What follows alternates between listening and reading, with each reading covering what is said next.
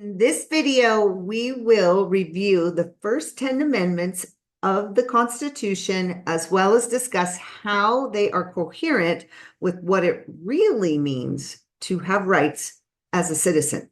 Did you know that until the 14th Amendment came about, there were no citizens of the United States? Of fact, when we say the United States, hard stop, United States, that describes Washington, D.C. and the United States territories.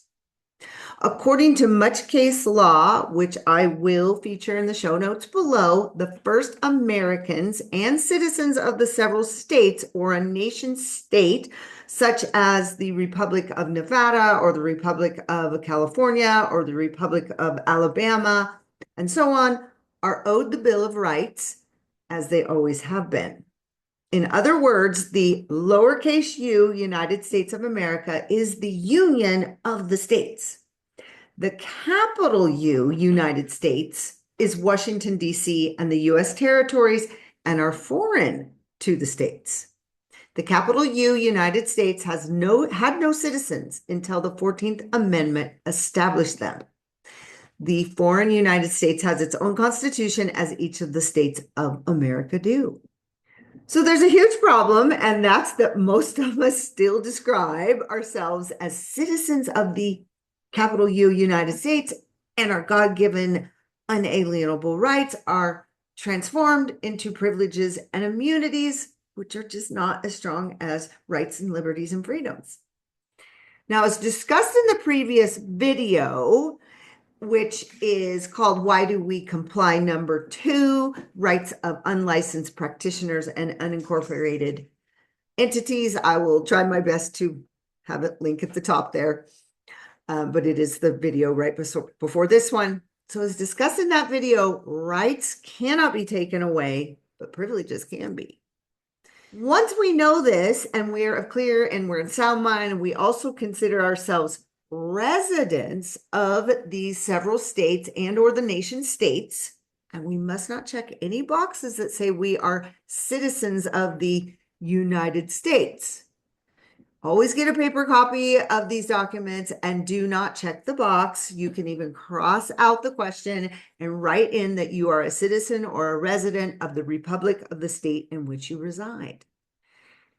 Did you know that the American Bill of Rights is a restatement of certain rights that were presumed to be secured by the people? And many opposed this restatement in the Constitution. Yeah. Thank God that those opposed that did not succeed. We'd be much worse off than we are right now. You see, the Constitution spells out in exquisite detail the powers delegated to the government. Can you say all? Rights and powers are reserved to the people or the states and the residents or American citizens of those nation states. So remember our hierarchy as it's supposed to be in America. God, then the people, we the people, the states, and then the federal government. Those in favor of a Bill of Rights, which included Thomas Jefferson and James Madison, argued that it is the nature of government to grow, usurp power, and exercise tyranny over the people. So the more frequent and evident reminders of the rights of the people, the better.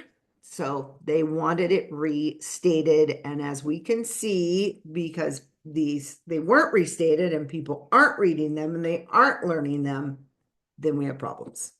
In fact, most people today have no idea that the intent of the Constitution was and still is to reserve all rights and powers to the people of the states, unless specifically delegated to the federal government. If you're liking this content, remember to like, subscribe, and share. Now, backing up the aforementioned statement is a quick review and history of the American Bill of Rights, which we kind of just went through, which constitute the first 10 amendments to the American Federal Constitution. And here they are, Cliff Note style for review, in case you haven't looked at them in a while. 1, the right to freedom of worship, freedom of speech, a free press, the right to peacefully associate and assemble, and the right to petition the government for redress of grievances. 2, the right to own and carry and travel with weapons without interference. 3, the right to consent if a government wants to quarter troops in one's home. You can say yes or no. 4, the right to be secure in one's person, home, papers, and effects against unreasonable searches and seizures. Warrants are only valid with probable cause, signed by oath or affirmation by a sitting judge, and particular about place, persons, or things to be searched. 5, the right to not be a witness against oneself, not to be tried twice for the same crime, and there can be no capital punishment, death sentences, without calling a grand jury. There can be no deprivation of life, liberty, or property without due process of law, nor private property taken for public use without due compensation. 6, the right to a speedy public trial in the district where the crime was committed by a jury of one's peers, to be informed of the nature and cause of the accusation, to be confronted with witnesses and to be able to call witnesses in one's favor, and the right to have the assistance of a lawyer for defense. 7, the right to a trial by jury shall be preserved if the value in controversy exceeds $20, which today would be the equivalent of at least $1,000, and one may not be tried twice for the same crime, which is called double jeopardy. 8, the right to reasonable bail, reasonable fines, and no cruel or unusual punishment such as torture and police brutality. 9, and we're going to cover 9 in greater detail in an upcoming video. 9, the enumeration of certain rights shall not be construed to deny or disparage others retained by the people.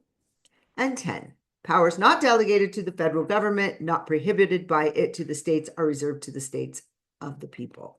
Now, I realize that a lot of these things that I just covered, we have seen be usurped and completely run over in our nation today. So it's really, really good to learn about this, and so we can see it when it's happening, among other reasons.